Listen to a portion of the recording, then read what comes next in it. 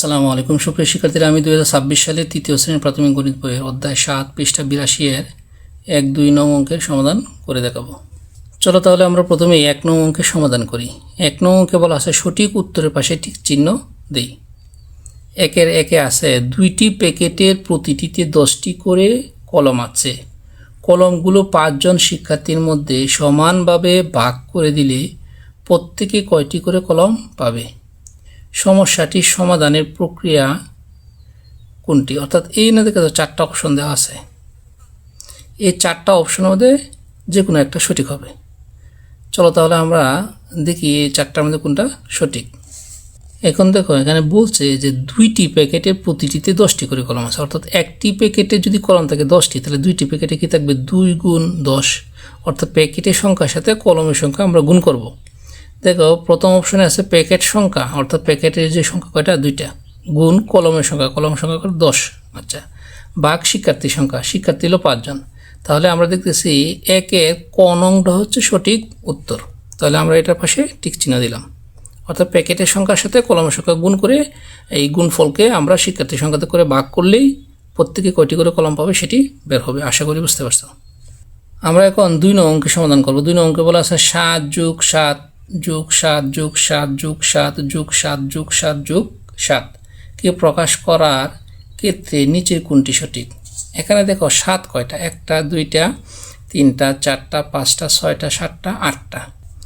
এখানে 8টা 7 আছে, তাহলে আমরা কি করব? সঠিক হবে 7 গুণ 8, যেহেতু এখানে 8টা 7 আছে। তাহলে এটা দেখো গ অপশনে দেখো 7 গুণ 8 আছে, তাহলে এটাই হচ্ছে সঠিক উত্তর। অর্থাৎ 7 কয়টা আছে? 8টা, এই যে 7 গুণ 8, তো এটা হচ্ছে সঠিক উত্তর। আশা করি বুঝতে পারছো। 3 নং অঙ্কে বলা আছে 30 জন শিক্ষার্থীর প্রত্যেকের নিকট থেকে 8 টাকা করে সংগ্রহ করা হলো। অর্থাৎ 30 জন যে শিক্ষার্থী আছে, এই 30 জন শিক্ষার্থী প্রত্যেকের নিকট থেকে 8 টাকা করে সংগ্রহ করা হলো। মোট টাকা 2 জন বন্ধুকে খাতা কেনার জন্য সমানভাবে ভাগ করে দেওয়া হলে প্রত্যেক বন্ধু কত টাকা করে পেল? চলো আমরা এই অঙ্কের সমাধান আমরা রাফ খাতায় করি। 3 নং অঙ্কের সমাধান করতেছি রাফ খাতায়। একজন শিক্ষার্থী দেয়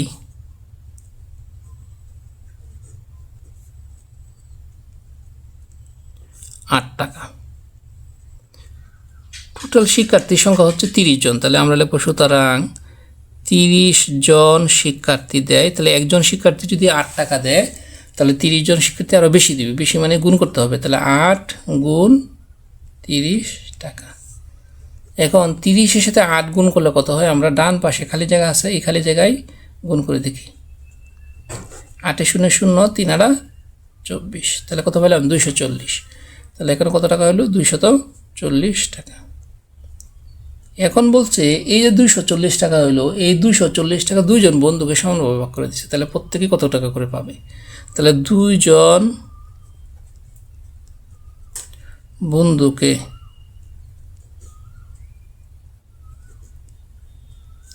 দেওয়া হলো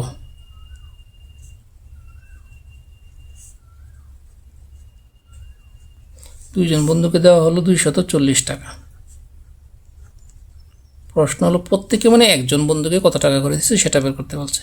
তাহলে সুতরাং একজন বন্ধুকে দেওয়া হলো 240/2 টাকা। এখন আমরা কি করব?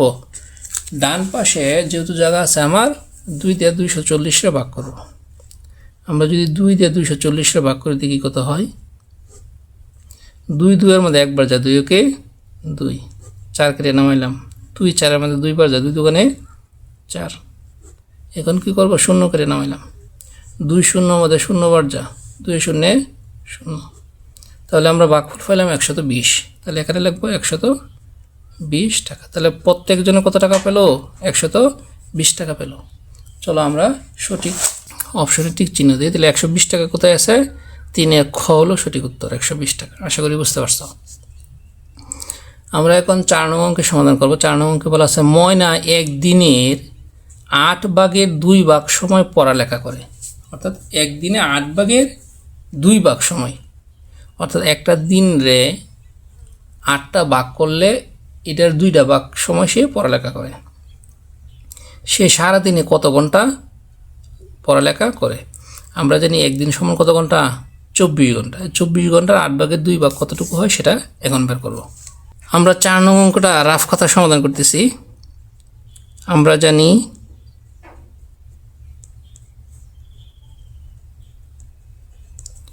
একদিন সমান 24 ঘন্টা। এখন প্রশ্ন মতে কি বলছে, প্রশ্ন মতে 24 এর 8/2 অর্থাৎ 8/2 অংশ সে পড়াশোনা করে। তাহলে কতটুকু হয়, 24 যেহেতু উপরের সংখ্যা এবং 2 উপরের সংখ্যা আর নিচে হলো 8, আমরা যেন উপরে নিচে কাটাকাটি করতে হয়। 8 এবং 24 মধ্যে কাটাকাটি করলে 8 8-এর মধ্যে একবার যা, 8 24-এর মধ্যে 3বার যা, নিচের একের দাম নয়, তাহলে 3 দোকানে 6। তাহলে কত ঘন্টা, সুতরাং ময়না 6 ঘন্টা পড়ালেখা করে।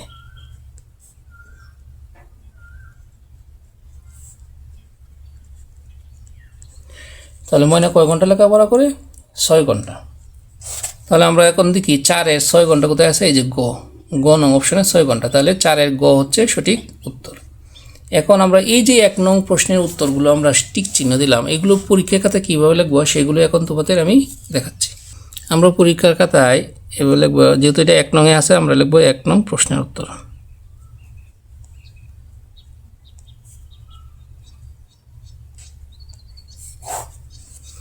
এক নংয়ের 1-এর ক হচ্ছে সঠিক উত্তর। কি, প্যাকেট সংখ্যা গুণ কলম সংখ্যা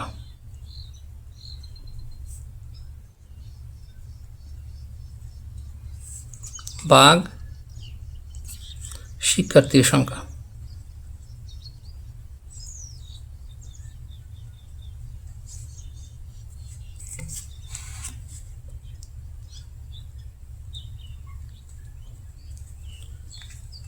তাহলে আমরা কি পেলাম, প্যাকেট সংখ্যা গুণ কলম সংখ্যা ভাগ শিক্ষার্থীর সংখ্যা। আশা করি বুঝতে পারছো। 2 নং অঙ্কে হচ্ছে সঠিক উত্তর হচ্ছে গ, 7 গুণ 8। 3 নম্বর অঙ্কের সঠিক উত্তর হচ্ছে খ, 120 টাকা। 4 নম্বরের সঠিক উত্তর হচ্ছে গ, 6 ঘন্টা। সুপ্রিয় শিক্ষার্থীরা, আশা করি তোমরা 1 নং প্রশ্নের উত্তর কীভাবে খাতায় লিখবা সেটা বুঝতে পারছো। আমরা এখন 2 নং অঙ্কের সমাধান করব। 2 নং অঙ্কে বলা আছে সংক্ষিপ্ত প্রশ্ন, অর্থাৎ এখানে সংক্ষিপ্ত প্রশ্ন দেওয়া আছে 6টা। এই 6টা সংক্ষিপ্ত প্রশ্নের উত্তর পরীক্ষায় খাতায় কীভাবে লিখবো সেটাই এখন তোমাদের দেখাবো। 2-এর 1-এ বলা আছে একই সংখ্যা বারবার যোগ করাকে কি বলে। একই সংখ্যাকে বারবার যোগ করাকে কি বলে সেটার উত্তর চলো আমরা এখন লিখি।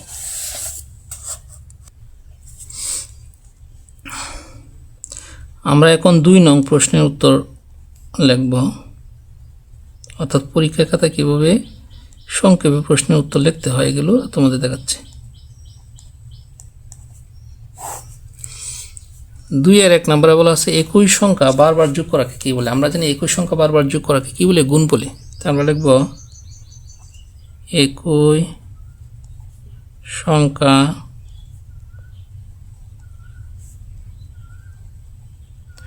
বারবার যোগ করাকে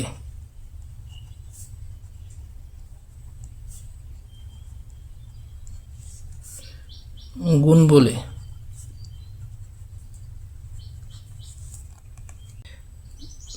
2 নম্বর প্রশ্নে আছে 4 যোগ 4 যোগ 4 যোগ 4 যোগ 4কে গুণ আকারে প্রকাশ করো, অর্থাৎ কীভাবে গুণ আকারে প্রকাশ করবো। তাহলে এখানে 4 কটা আছে দেখি, 1 2 3 4 5। তাহলে আমরা 4 গুণ 5 লিখব, 4 গুণ 5। আশা করি বুঝতে পারছো। আমরা এখন 3 নং অঙ্কের সমাধান করব। একই সংখ্যা বারবার বিয়োগ করাকে কি বলে। আমরা জানি একই সংখ্যা বারবার বিয়োগ করাকে ভাগ বলে। একই সংখ্যা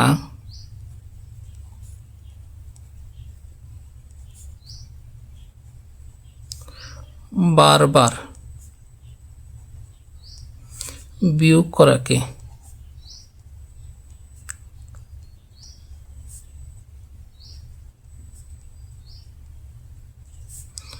ভাগ বলে।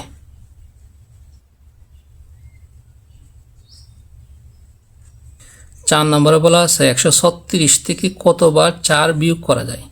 এই অঙ্কটা বের করতে গেলে আমরা কি করব, 136কে 4 দ্বারা ভাগ করব। আমরা যদি 136কে যদি 4 দ্বারা ভাগ করি তাহলে ভাগফলটাই হবে কতবার বিয়োগ করব সেটা আশা করি বুঝতে পারছো। চলো আমরা তাহলে 136কে 4 দ্বারা ভাগ করি।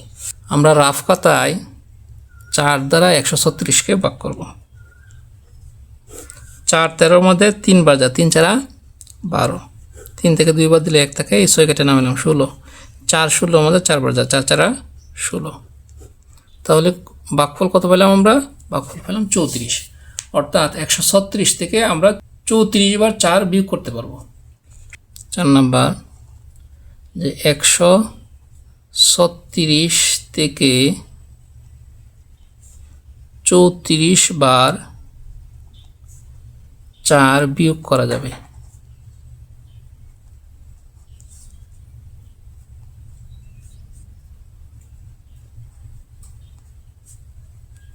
বিয়োগ করা যাবে, আশা করি বুঝতে পারছো। আমরা এখন 5 নং অঙ্কের সমাধান করব। 5 নং অঙ্কে বলা আছে 7কে 25 বার যোগ করাকে বিকল্প রূপে প্রকাশ করো। আমি তোমাদের রাফ খাতায় বোঝাচ্ছি কিভাবে এই অঙ্কটা করব। আমরা যদি এভাবে 7 যোগ 7 যোগ 7 যোগ 7 এভাবে যদি 25 বার আমরা যোগ করি তাহলে কীভাবে লিখব? 7 গুণ 25, এভাবে কিন্তু আমরা গুণ আকারে লিখব। তাহলে আমাদের উত্তরটা যদি খাতায় লিখি তাহলে লিখব হচ্ছে 7 গুণ 25। আশা করি বুঝতে পারছো। আমরা এখন 6 নং অঙ্কের সমাধান করব। 6 নং অঙ্কে বলা আছে 3 বার 18 যোগ করাকে বিকল্প রূপে প্রকাশ করো। চলো আগে রাফ খাতায় দেখি এটাকে বিকল্প রূপে কীভাবে প্রকাশ করা যায়। আমরা যদি রাফ খাতায় 3 বার 18 যোগ করি, 18 যোগ 18 যোগ 18, এটাকে যদি আমরা গুণ আকারে প্রকাশ করি তাহলে কীভাবে লিখব? সবার আগে 18টা আগে লিখতে হবে, তারপর কয়বার গুণ? 3 বার, এই যে 3 পরে। তাহলে 18 যোগ 18 যোগ 18কে যদি আমরা গুণ আকারে প্রকাশ করি তাহলে আগে এই সংখ্যাটা আগে লিখবো, লেখার পরে কয়বার হয়েছে এই সংখ্যাটা পরে লিখবো। তাহলে 18 গুণ 3 এটাকে এইভাবে প্রকাশ করতে হবে। তাহলে আমরা 6 নম্বরে লিখব 18 গুণ 3। আশা করি তোমরা এই 2 অঙ্কের সমাধান অর্থাৎ সংক্ষিপ্ত প্রশ্নের উত্তর কিভাবে পরীক্ষা খাতায় লিখতে হয় সেটা বুঝতে পারছো। সুপ্রিয় শিক্ষার্থীরা, আজকে এ পর্যন্তই। আমার ভিডিওগুলো যদি তোমাদের ভালো লেগে থাকে তাহলে অবশ্যই আমার চ্যানেলটি সাবস্ক্রাইব করে আমার পাশে থাকবে। সকলকে ধন্যবাদ। আসসালামু আলাইকুম।